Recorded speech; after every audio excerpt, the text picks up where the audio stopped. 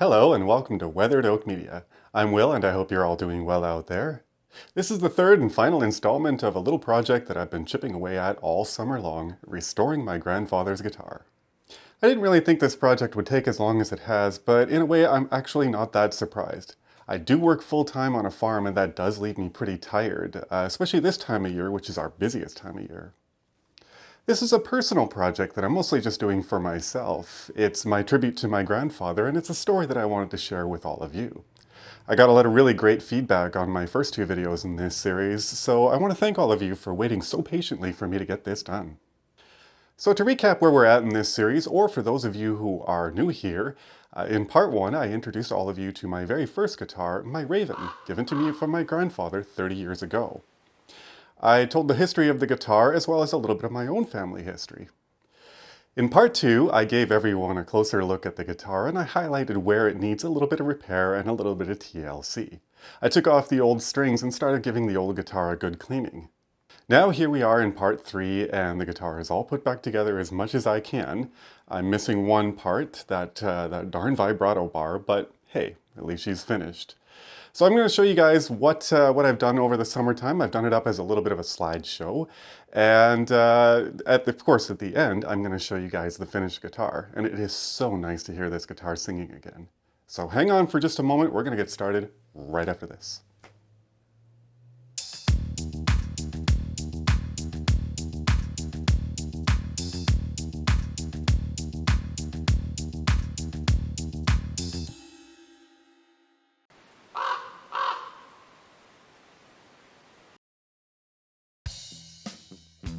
The first thing I did after giving the guitar a bit of a cleaning was to take care of the loose strip of binding on the headstock.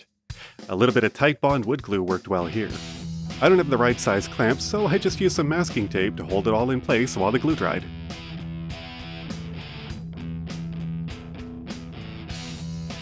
The guitar's neck did have a slight bow, so I needed to make a minor adjustment to the truss rod.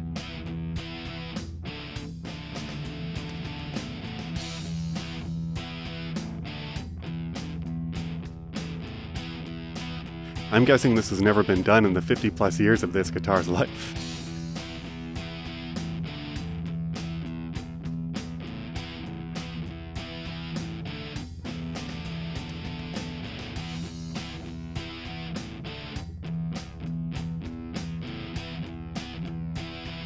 The truss rod was quite stiff, and I was a little nervous about that because I didn't want to damage it, but luckily it did move in just as much as I needed it to, and that was it, so thank goodness, problem solved.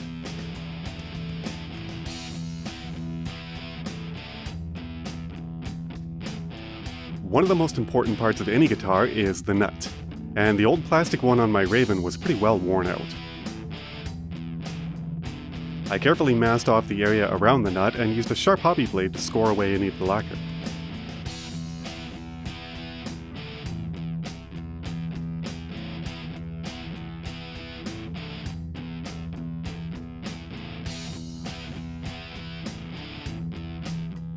The nut was a little tricky to remove, and of course I didn't want to damage my guitar.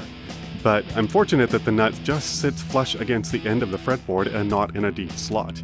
So, a couple of firm but not too firm taps with a soft hammer and a block of wood did the trick.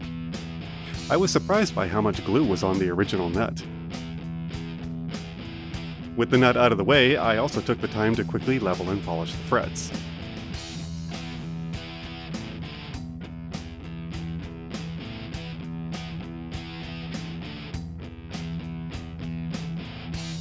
And the new nut is a perfect fit.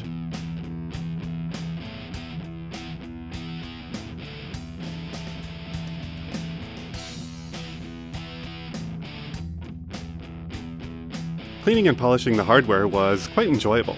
I didn't go overboard here because of course I didn't want to strip away any of this guitar's vintage mojo. I just wanted to get the dust and grime off. I used a very diluted solution of isopropanol in water with a Q-tip. And then I also oiled and cleaned the rosewood. You can still see the scuffs and scars though, so she didn't lose too much mojo.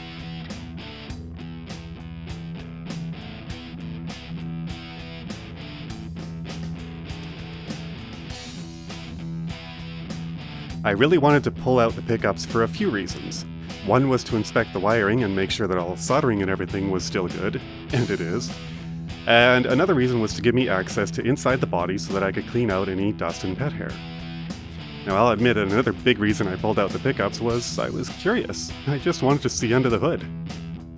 It also confirmed something that I had mentioned back in part 1 about the Raven's color. As you can see, it's transparent black over red. You can see the red paint along the edges of the pickup cutouts.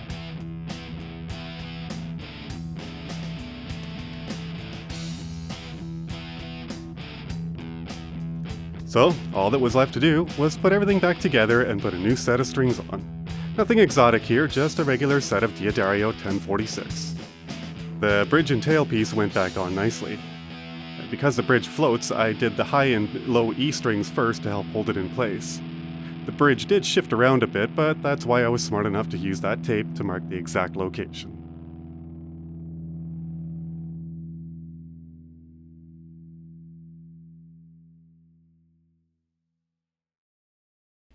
Well, it has taken some time, but that's okay. I think it's all worth it.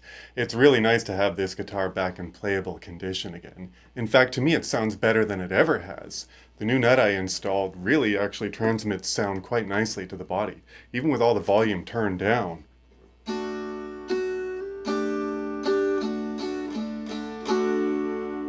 Actually sounds quite nice, I think. It's really nice for rehearsing at night when I don't want to have this thing on. But of course, these 50-year-old pickups sound beautiful now.